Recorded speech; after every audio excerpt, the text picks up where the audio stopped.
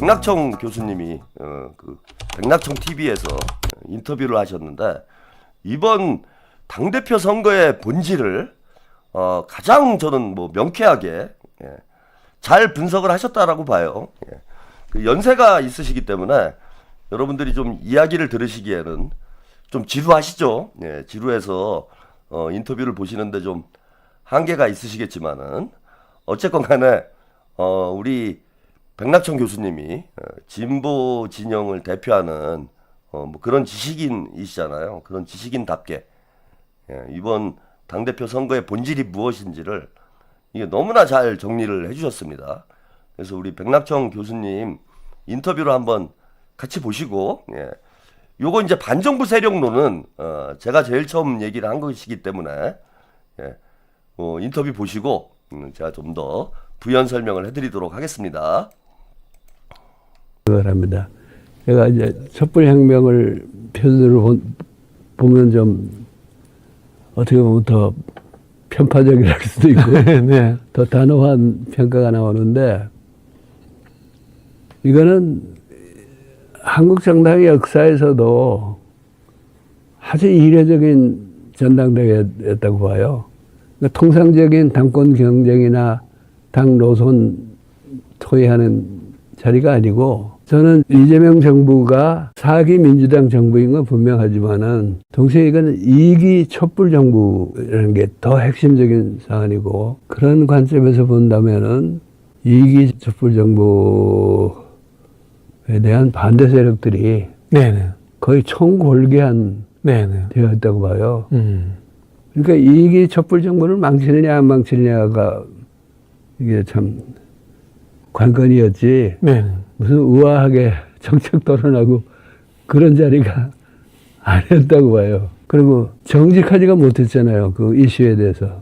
한쪽에서 명청대전이라고 그러고 그거 사실 맞는 프레임인데 저기서는 우리가 왜 반명이냐 이러면서 뭐 심지어는 나는 대통령하고 한 몸이다. 끝까지 지켜줄 분은 나뿐이다. 이런 식으로 카모플라지를 한다 그럴까? 하면서 표를 모으는데 어떤 사람들은 그게 위장인 걸 알면서 사실은 반명 그걸 따라온 거고 유시민 작가 같은 사람이 그 위장을 터뜨린 거죠. 사실 네, 까놓고. 네. 어떤 사람들은 정청래 후보가 자기는 이재명 편이다 하는 말을 믿고 거기에 줄 섰던 사람들도 있고요. 네.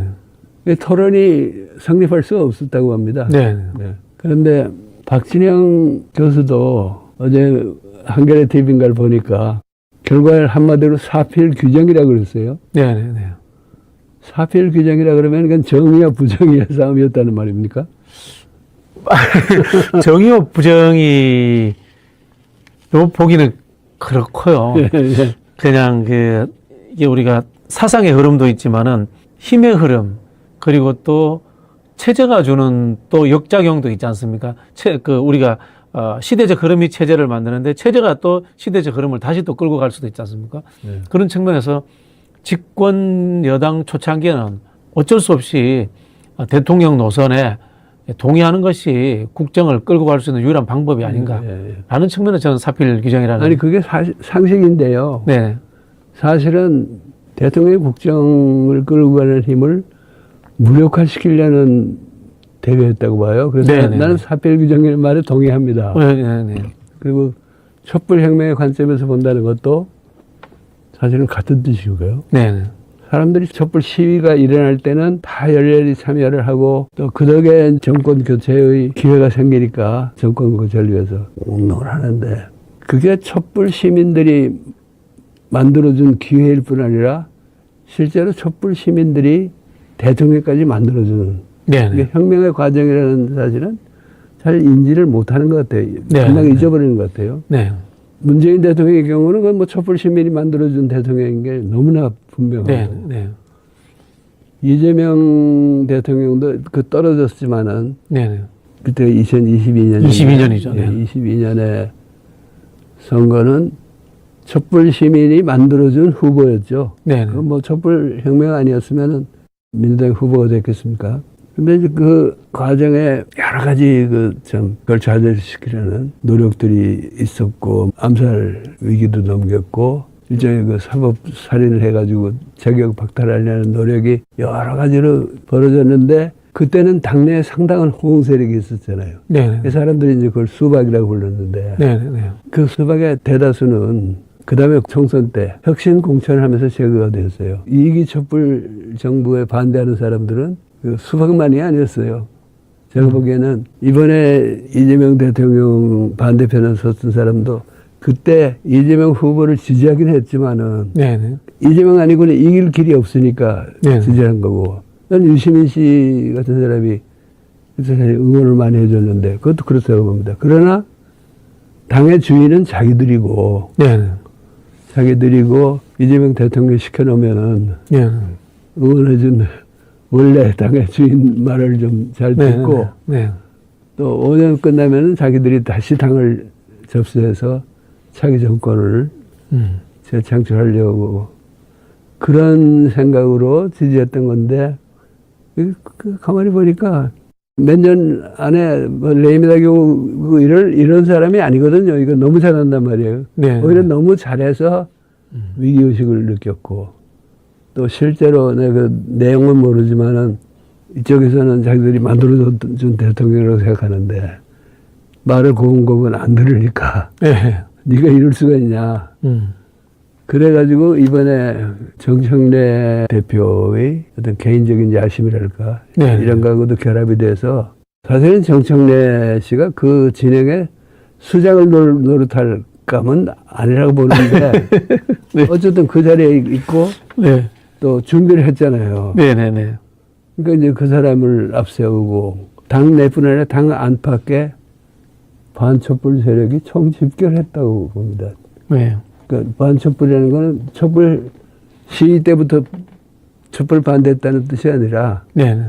그 촛불 시위의 성과를 자기들이 먹어야 되는데 네. 이재명 정부가 갖게 된 거에 대해서 이거는 이제 어떻게든지 손을 좀 봐야겠다고 생각하는. 그래서 저는 촛불혁명의 관점에서 보면은 네. 이거는 취임 1년 잠깐 넘긴 대통령이 주도권을 계속 가져가는 게 당연하다는 그보다도 훨씬 더 깊은 의미에서 네. 사필 규정이었다고 뭐 비슷한 말씀이신 것 같습니다. 네. 그래서 그 말씀에 내가 상당히 공감을 했고 비슷한 얘기를요. 이상호 기자가 네네. 고발뉴스 앵커가 네네네. 그 사람은 이번에 정권 교체를 일으켰다 이렇게 표현을 하더라고요. 그게 무슨 말이냐면은 옛날에 조중동이 가졌던 그런 막강한 권력을 가진 사람들이 김어준, 유시민 작가. 유시민 앵커는 아니지만 작가. 네네. 그리고 뭐 최욱도 거기 최욱 씨네. 매물쇼. 네. 거기 이제 정청래. 네네. 이 4인방이라는 막강한 세력을 이재명 대통령이 드디어 꺾고 네네. 정권 교체를 완수했다 이렇게 보는데 그거하고도 나하고도 통하는 얘기고 네. 다만 그걸 촛불혁명의 진행 중이고 네네. 촛불 2기 정부라는 그런 개념을 갖고 분석을 했더라면 네네. 더 좀 정확하고 원만한 분석이 되지 않았을까 싶은데 어쨌든 그래서 나는 이번 사태는 사필 규정이고 어떤 의미에서 정권 교체이기도 하고 네네. 또 촛불 혁명이 또 하나의 참 중대한 고비를 넘긴 사건이라고 그렇게 판단하고 있습니다. 자, 뭐 좀 길게 보셨는데 예, 아주 뭐 의미심장하고 통찰력 있는 분석을 해주셨어요. 이거는 뭐 이상호 기자님의 그 방송 내용 방송은 제가 못 봐가지고 이상호 고발뉴스 이상호 기자님이 처음 그런 표현을 썼다라고 그 백낙청 교수님이 얘기를 했는데 정권 교체를 비로소 이뤘다라는 표현을 이상호 기자님이 쓰셨다고 그래요. 예, 요 방송은 제가 잘 못 봤어요. 근데 저는 여기에 대단히 공감을 합니다. 그러니까 지금 백낙청 교수님의 시각, 그러니까 촛불혁명의 각도에서 이번 전당대회를 저는 볼 필요가 있다라는 거예요. 그건 뭐냐 하면은, 자, 촛불혁명, 우리가 두 차례나 촛불혁명이 진행이 됐습니다. 다 아시다시피 1차 촛불혁명은 박근혜를 중심으로 한 대한민국의 이제 적폐 세력들을 극복을 해서 우리 국민의 힘으로 직접적인 정권 교체를 이뤄냈던 거죠. 예?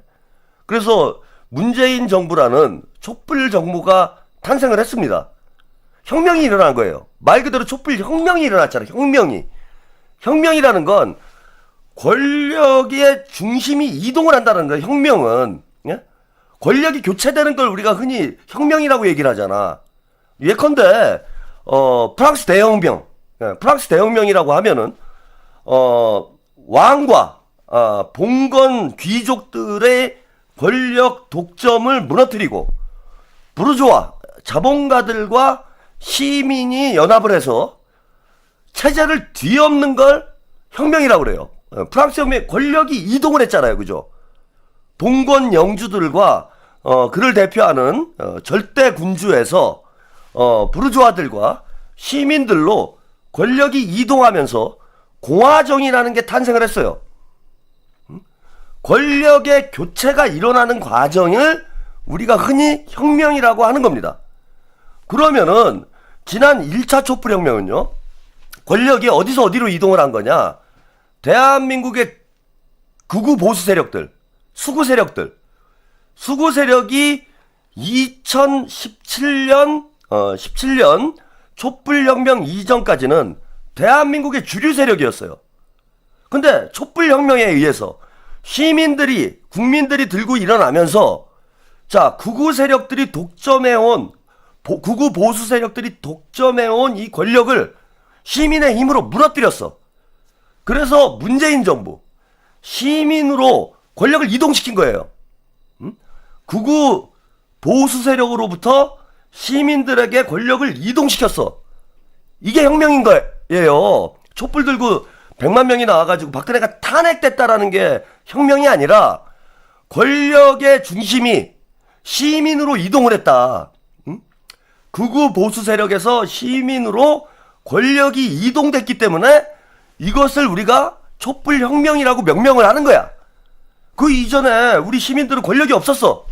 그죠? 뭐 조중동, 그 다음에 국민의힘, 재벌, 뭐 이런 자들이, 흔히 말하는 기득권 세력들, 적폐 세력들이 대한민국의 권력을 지속적으로 독점해 오고 있었던 거예요. 이걸 무너뜨린 거야, 시민혁명으로. 그래서 권력을 시민들에게 이동시킨 사건이 촛불혁명이다. 그래서 문재인 정부가 촛불 정부로 탄생을 했잖아요. 근데 문제는, 자, 우리는 극우 세력, 기득권 세력에서 시민들에게로 권력이 이동을 했고, 그 권력 이동 과정에서 문재인 정부가 탄생했다라고 생각을 했는데, 자, 권력 이동이 이루어지지 않았던 거야. 권력 이동이 이루어지지 않았어요. 자, 문재인은 시민의 편이라고 우리가 생각을 했어. 친문들, 민주당은 시민의 편이라고 생각을 한 거예요. 그래서 당연히 문재인 정부가 탄생하고 민주당이 여당이 되면 권력이 이제 시민들에게 이동을 했을 것이다 라고 믿었어, 우리는. 근데 알고 보니 이게 어떤 결과였던 거냐, 또 다른 기득권 세력이었던 거예요. 또 다른 기득권 세력이었다. 그러니까 시민들을 대표하는 대통령과 정당이 아니고 민주당도 문재인도 또 다른 기득권 세력일 수밖에 없었다라는 거야. 그래서 시민들의 집권을 하자마자 시민들의 요구하고는 거리가 먼 행보를 하기 시작합니다. 문재인이. 그죠?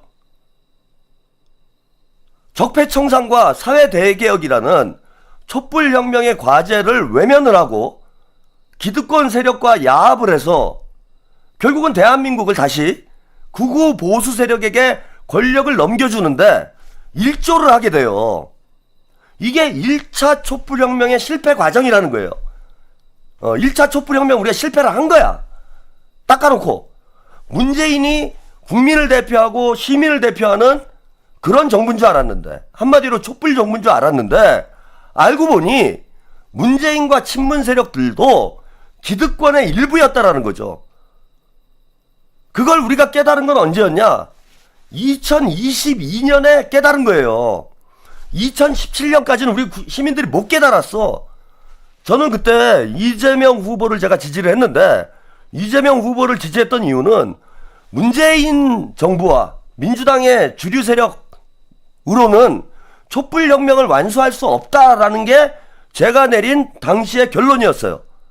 그래서 이재명과 같은 인물이 민주당의 대선 후보가 될 때 비로소 촛불혁명이 성공할 수 있다, 완수될 수 있다 라고 저는 판단했어. 그리고 뒤에 결과적으로 보니까 다 확인이 된 거잖아요. 5년 동안 5년 동안 우리 시민들이 지켜본 거 아니야. 와, 이거 문재인과 친문은 기득권 세력이구나, 이걸 알게 된 거야. 그러니까 권력 이동이 일어나지가 않은 거예요. 권력 교체가 안 일어난 거야. 쉽게 말씀을 드리면 우리는 촛불혁명을 통해서 극우 보수 세력을 무너뜨리고 권력 교체를 이뤄냈다라고 생각을 했는데, 알고 보니까 여기 있던 걸 여기로 옮겨놓은 거예요. 그자가 그자였다라는 거야. 자, 그래서 2022년 5년 동안 문재인 정부를 경험을 한 이후에 우리 당원들과 시민들이 깨달은 건 뭐냐면, 친문 세력으로는 촛불혁명을 완수할 수 없다라는 결론에 도달을 한 거예요. 그래서 이재명을 선택한 거야, 민주당 대선 후보로. 아니, 만약에 문재인 정부가 촛불혁명 정부였다라면 이낙연이 대선 후보가 됐어야죠. 민주당이 기득권 세력이 아니고 민주당이 개혁 세력이었다라면, 진정한 개혁 세력이었다라면은, 자, 문재인과 계를 같이 했던 이낙연이 민주당의 대선 후보가 됐어야 되는 거예요. 그런데 우리 당원들은, 우리 시민들은 아닌데? 이낙연을 통해서 깨달은 거예요. 아, 이거 친문 세력들은 개혁 세력이 아닌데, 촛불 세력이 아닌데, 이것들은 기득권 세력인데. 자, 이제서야 이재명을 발견한 거지. 아, 민주당한테 민주당으로 정권을 교체한다고 해서 이게 촛불혁명이 성공하는 게 아닌 거구나, 이걸 깨달은 거야, 5년 동안. 그래서 민주당의 비주류였던 이재명을 길어 올린 거예요, 우리 시민들이. 촛불혁명의 키를 문재인과 친문 세력에게, 민주당에게 줬더니 결국 촛불호가 좌초됐다. 촛불혁명이 결국 실패했다. 그래서 새로운 선장을 뽑자. 문재인으로는 안 된다, 친문으로는 안 된다. 민주당의 비주류인 이재명을 대선 후보로 만들고 당대표로 만들어서 이제 촛불혁명을 완수해야 되겠다라는 게 당시 2022년에 국민들의 열망이었던 거지. 근데 그때 어떻게 했어요? 친문 세력들이 어떻게 했습니까? 이재명을, 우리 당원들과 우리 시민들이 이재명을 대선 후보로 만들었잖아. 만들었음에도 불구하고 대통령을 못하게 만들었어요. 그러지 않나요? 당시 대선 때 다, 이건 뭐 제가 또 자세히 말씀드릴 필요가 없을 거야, 그죠? 뭐 여러분들 귀에 진짜 피가 나도록 제가 몇 년 동안 똑같은 얘기를 하고 있잖아, 그죠? 대선 때 친문 세력들이 한 짓을 보세요. 거기 정청래도 포함되어 있는 거야. 김어준도 포함되어 있고, 다 포함되어 있는 거예요. 조국도 포함되어 있고, 이미 그때부터 유시민도 포함되어 있고. 우리가 이제 교활하게 하니까 뭐 어쩔 수 없이 지켜보고만 있었지만은 결국은 이재명이 집권하지 못하도록 막았잖아. 0.74% 차이로, 73% 차이로 촛불혁명을 좌초시킨 거예요, 그때 친문들이. 이재명에게 권력을 주느니, 이재명을 대통령으로 만드느니, 윤석열을 대통령으로 만드는 게 낫다라고 생각했던 놈들이 친문 세력들이었던 거야. 그 얘기는 무슨 뜻입니까? 우리 국민들의 요구, 촛불혁명을 배신한 거잖아요, 배신. 촛불혁명을, 제가 아까 말씀드린 대로 촛불혁명을 완수하기 위해서 우리 당원들과 시민들은 이재명을 대선 후보로 선택을 했는데, 자, 그 혁명을 뒤집어 엎은 게 2022년 대선이었다라는 거예요. 친문들이, 자, 기득권 세력들하고 야합을 해가지고 윤석열 정권을 탄생하도록 하도록 일조를 했다라는 거지. 그게 이낙연만 그랬습니까? 다 그랬죠? 그래, 애초부터 저는, 자, 친문 386 세력은 반촛불 세력이었다라는 거예요. 반촛불 세력. 그리고 대선이 끝난 이후에 어떻게 했습니까? 그 이재명을 죽이려고 온갖 진짜 수단과 방법을 가리지 않고 윤석열이 이재명을 죽이려고 했어요? 뭐 윤석열도 그렇게 했지만은 결국은 민주당 내 기득권 세력들이 이재명 대선 후보를 우리 국민들이 촛불의 기수로, 촛불의 선장으로 길어올린 이재명을 죽이려고 3년 내내 발악을 했죠. 3년 내내. 여러분 한번 생각을 해보세요. 이재명 대통령님도 그런 말씀을 하셨지만은 이재명은 우리 국민들이 살린 거예요. 우리 국민들이. 여러분 대선 때 그 기억나세요? 원심 파기했잖아. 대장동 사건. 조이대가 대선을 한 달 앞두고 원심 파기를 해가지고 이재명을 감옥 보내려고 시도를 했던 거 아니야. 그러다가 역풍 부니까 꼬리 내린 거잖아요. 근데 만약에 윤석열이 계엄을 하지 않고 5년간 임기를 채웠다고 한번 생각을 해보세요. 5년 동안 윤석열이 임기를 다 채웠어. 이상한 짓 안 해가지고. 그러면 이재명 대통령님은 감옥에 가는 거였어요. 2심이 대선 이후로 밀리면서 지금 재판이 중지돼서 그렇지. 만약에 윤석열이 5년 임기를 다 채웠다. 그랬으면은 이 2년 사이에 2심 판결까지 나왔을 거 아니야. 그러면 이재명 대통령님은 감옥에 가는 거지. 그래서 저는 뭐 이상호 기자님이 이제 어떤 맥락에서 그 얘기가 나왔는지 모르겠는데 그걸 이제 주로 유튜버와의 맥락에서 스피커적인 맥락에서 진정한 정권 교체가 이루어졌다. 이렇게 이제 표현을 하신 것 같은데 진정한 촛불혁명의 권력 이동이 이번 당대표 선거에서 발생을 한 거다. 예. 우리가 이재명을 대통령으로 만들었지만 여전히 민주당 내에 있는 기득권 세력들, 이 적폐 세력들은 이재명 정부를 인정하지 않는 거예요. 이재명 대통령을 인정하지 않는 거야. 김민석이를 인정하지 않는 거예요. 지금 김어준, 뭐 유시민, 뭐 하물며 개장수까지, 개장수 이놈은 이제 뭐 대놓고 그런 얘기를 하대. 뭐 이재명의 민주당이 아니라 민주당의 이재명이다. 이재명 대통령이 민주당을 배신했다. 이런 얘기를 대놓고 하더라고요, 방송에서.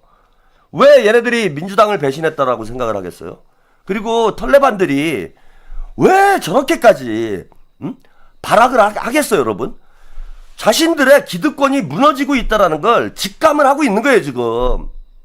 그나마 정청래가 당대표가 됐을 때는 유지가 됐지. 김어준의 권력. 그 다음에 그 친청, 그 밑에 하청들, 뭐 박시영이니, 새날이니, 뭐 개장수니, 이런 놈들이 김어준의 그늘 아래서, 혹은 정청래의 그늘 아래서 기득권을 유지하면서 돈벌이 잘하고 있었잖아. 지난 1년 동안 김어준 돈 잘 벌었잖아요. 그래서 이재명을 청와대에다 가둬놓고 자기들이 민주당 먹어가지고 이재명 대통령은 그냥 외로운 싸움을 하게 노무현처럼 만들어버리고 민주당은 자기들이 먹어서 계속해서 기득권을 유지하겠다라는 게 얘네들의 계획이었잖아. 그러니까 얘네들 밥줄이 달린 문제라는 거예요. 그러니까 저 악랄하게 저항을 하는 거야. 악랄하게. 김민석이 당대표가 되는 순간 지들은 그동안 지들이 누려왔던 20여 년이라고 그랬잖아요.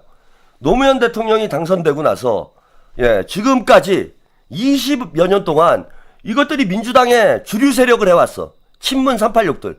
거기에 기생한 놈들이 뭐 김어준이니 뭐니 하는 스피커들인 거야. 근데 얘네들이 권력을 다 잃고 있어요. 대통령 뺏겼죠, 지금? 대통령 뺏겼지? 이제 당권 뺏겼지? 대권 뺏기고, 당권 뺏기고. 이제 남은 건 뭐예요? 주둥이밖에 안 남은 거예요, 여러분. 입만 살아있는 거예요, 입만. 쉽게 말씀드리면. 20년 동안 민주당을 지배했던 놈들이라고. 그러니까 개장수가 말하는 배신이라는 건 뭐냐면은 민주당은 지들 거라는 거야. 김어준 거고, 민주당은 유시민 거고, 문재인 거고, 친문들의 것이라는 거야. 민주당을. 그 민주당, 친문들의 민주당을 이재명 대통령님이 배신한 게 맞지. 배신이 왜 배신이야? 그러니까 지들은 배신이라고 주장을 하는 거예요. 근데 우리가 하는 얘기는 뭡니까? 문재인의 민주당은 기득권 세력이라고 보는 거예요, 우리가. 기득권 세력이라고 보는 거야. 문재인의 민주당은. 그래서 문재인과 친문 세력들이 촛불혁명의 성과를 가로챘을 때 혁명은 결국 실패를 했다라는 겁니다. 그래서 우리 이재명 대통령을 우리 국민들이, 촛불 시민들의 힘으로 이재명 정부를 탄생시켰을 때 이재명 정부의 명칭을 이재명 대통령이 어떻게 명명을 했습니까? 국민주권정부다. 이렇게 명명을 했잖아. 국민주권정부로 명명을 했어요. 국민주권정부라는 건 결국은 촛불혁명 정부라는 뜻인 거예요. 이재명 대통령은 대통령에 당선되자마자 그 권력을 우리 시민들에게 돌려준 거예요. 국민들에게 돌려줬어. 대한민국의 주인은 우리 국민들이지 보수 세력도 아니고 민주당 내에 있는 친문 세력도 아니다. 우리 국민들이 대한민국의 주인이다 라고 선언을 한 게 이재명 대통령의 국민주권정부 선언이라고 저는 생각을 합니다. 민주당도 마찬가지예요. 민주당의 주인이 친문입니까, 여러분? 유시민이 얘기하는 그 A형들이 민주당의 주인이에요? 민주당의 주인이 김어준입니까? 민주당의 주인이 문재인이에요? 민주당의 주인은 우리 당원들이고 우리 시민들이에요. 쥐들이 뭔데 주인 행세를 해? 우리 시민들이 원하는 건 뭐냐? 이재명의 민주당을 원하는 거예요. 지금 이재명의 민주당을 만들으라고 시민들이 이재명과 김민석에게 명령을 한 거야. 이거는 이 새끼들아, 이놈들이, 이 털레반 놈들이 마치 김민석 대표가 뭔가 권력의 욕망에 포로가 돼가지고, 그러니까 그 대권 욕심 때문에 지들하고 싸우고 있다 이렇게 생각을 하고 있는데 그게 아니에요. 지금 우리 당원들과 시민의 명령은 뭐냐? 민주당 내 기득권 세력들도 청산을 하라는 거예요. 촛불혁명은 내란 종식은 두 가지 방향으로 진행이 돼야 됩니다. 두 가지 방향. 자, 밖에 있는 극우 보수 세력들 수십 년 동안 대한민국의 권력을 독점하고 거기서 꿀물을 빨았던 극우 기득권 세력들, 얘네들도 촛불혁명의 대상이에요. 또한 촛불혁명의 성과를 가로채서 기득권 세력과 야합을 해서 윤석열 정부 탄생에 일조를 했던 윤석열 정부 탄생에 일조를 했던 친문 386 기득권 세력들도 촛불혁명의 대상인 거예요, 이게. 그래서 김어준과 유시민 등 이른바 빅스피커들의 어떤 영향력이 약화됐다, 그런 차원에서 정권 교체가 완성됐다라는 표현이 아니고, 제가 볼 때는 그건 앞으로 이제 더 싸워야 돼요. 우리가 정권 교체를 이뤄냈고 당권 교체까지 이뤄냈기 때문에 이제는 촛불혁명을 완성할 수 있는 권력 구조를 만들어냈다. 그래서 정권 교체가 완성됐다라는 거예요. 왜 문재인을 비판하는가? 문재인은 기득권 세력들과 야합을 했어. 그러면 기득권 세력들과 같은 편인 거 아니에요, 지금. 기득권 세력과 야합을 해서 이재명 정부, 촛불혁명 정부의 탄생을 막았던 자가 문재인인 거예요. 그래서 촛불혁명이 저는 완성되려면은 세 가지를 해야 됩니다, 여러분. 우리가 세 가지를 해야 돼요. 촛불혁명 완성을 위해서. 오늘 오랜만에 또 이 백낙천 교수님의 이 격조 높은 비평을 제가 해설을 해드리게 되니까 저도 좀 격조가 높아지네. 예. 자, 첫 번째 목표가 뭡니까? 정권 교체예요. 이건 작년에 우리가 해냈죠. 1년 만에 촛불혁명의 가장 큰 성과를 이뤄냈습니다. 정권 교체를 해냈어요. 그 다음에 또 1년이 걸렸죠. 당권 교체를 했습니다. 그죠? 대한민국의 양대 권력을 우리가 교체를 했어요. 정권 교체, 당권 교체. 그다음 마지막 하나 남은 게 뭐냐? 스피커 교체예요. 이건 이제 시작됐어요. 제가 당대표 선거 끝나면 유튜브 정화를 하겠다, 뭐 이런 말씀을 많이 드렸잖아요. 그랬던 이유가 뭐냐? 결국 언론의 힘이에요. 조중동이 극우 보수 세력의 기득권을 유지시켜주는 그런 나팔수의 역할을 했다라면, 현대 정치에서 미디어의 힘은 절대적입니다. 한마디로 현대 정치는 미디어 정치라고 해도 과언이 아니에요. 그래서 스피커를 누가 지느냐가, 자, 권력을 누가 지느냐, 당권을 누가 지느냐만큼 중요한 문제예요. 우리가 정권 교체와 당권 교체를 이뤄냈음에도 불구하고 아직까지 시끄러운 이유가 뭐냐? 스피커 교체가 이루어지지 않았기 때문이에요. 즉, 언론 권력을 조중동으로 대표되는 극우 기득권 세력들이 여전히 언론 권력을 쥐고 있고요. 그 다음에 민주당의 당권은 여전히 누가 쥐고 있느냐? 김어준으로 대표되는, 유시민과 김어준으로 대표되는 신조중동, 문친문 기득권 세력들이 언론을 장악하고 있기 때문에, 우리가 당권 교체를 이뤄내고도, 정권 교체, 당권 교체를 이뤄내고도 이재명 정부가 아직까지도 불안한 이유가 여기 있는 거예요. 자, 조중동이 때려대죠. 아까 우리 백낙천 교수님도 그런 얘기를 했는데, 이 안팎에 있는 반촛불 세력이 이재명 정부를 무너뜨리기 위한 반혁명 공세라고 봅니다. 저는 백낙천 교수님이 얘기했듯이. 그래서 밖에서는 조중동이 여전히 때려요, 이재명 정부를. 그리고 안에서는 신조중동, 유시민, 김어준 을 비롯한 이 털레반 유튜버들이 이재명 정부를 공격을 하고 있어. 반면에 지금 친명 스피커들 힘이 뭐 10분의 1이나 됩니까? 김어준의 10분의 1도 안 되고 조중동의 10분의 1도 안 돼요. 그러니까 여전히 운동장이 기울어져 있는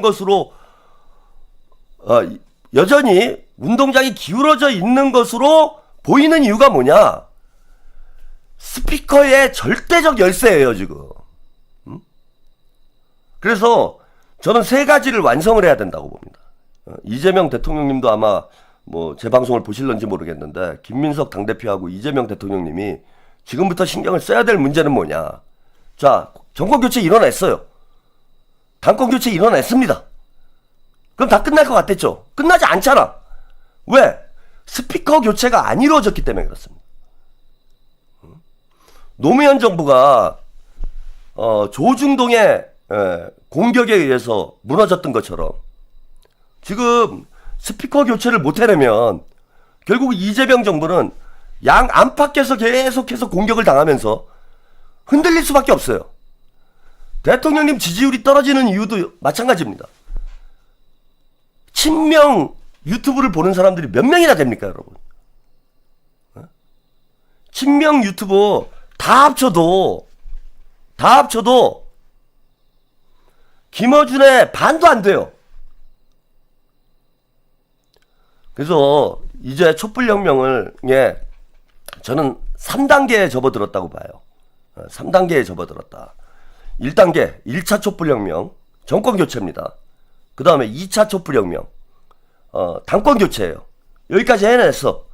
이제 마지막 남은 단계가 뭐냐? 스피커 교체입니다. 여기까지 해내면은 이재명 정부, 저는 반드시 성공한다고 확신을 합니다. 스피커 교체까지 이뤄내야 이재명 정부가 안정적으로 성과를 내면서 국민의 지지를 받을 수 있어요. 대통령님 열심히 일을 했습니다, 지난 1년 동안. 근데 아무도 이재명 대통령이 얼마나 열심히 일하는지 보도하지 않으면은요, 국민들은 모르는 거예요.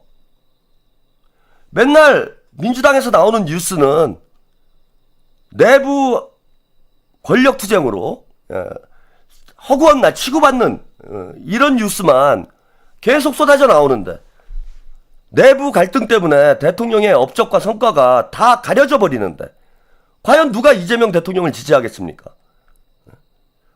스프링조이님, 격전 높은 강의 시청료, 가장 믿음직한 친명 스피커 최한욱TV 흥하길 바라며 십시일반 시청료 꼬리 잡아줬으면 좋겠다요. 네, 감사합니다. 나누자 더 나누자님, 오 스피커 교체, 네, 감사합니다. 아니 국민들은 전혀 몰라. 여러분 뉴스 보면 대통령께서 성과 내는 거, 아니 해외 순방을 갔을 때 제대로 보도나 됩니까? 그렇다고 민주당 스피커들이 제대로 보도를 해요? 이른바 친명 유튜버들도 대통령님의 성과를 전하기보다는 내부 싸움에 열중하는 상황이었잖아. 뭐 앞으로는 좀 바뀔 거라고 봅니다. 그러면 대통령이 아무리 열심히 일해도 대통령이 일을 잘하고 있는지 못하고 있는지를 국민들이 모르는데, 미셸님 꼬리 잡아요. 네, 감사드립니다.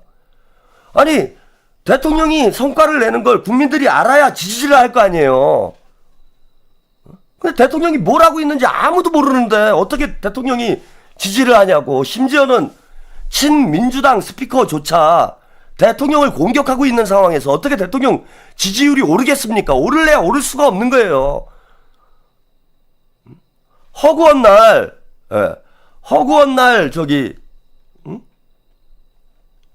대통령 욕하는 소식만 나오잖아. 보수 언론이건 진보 언론이건.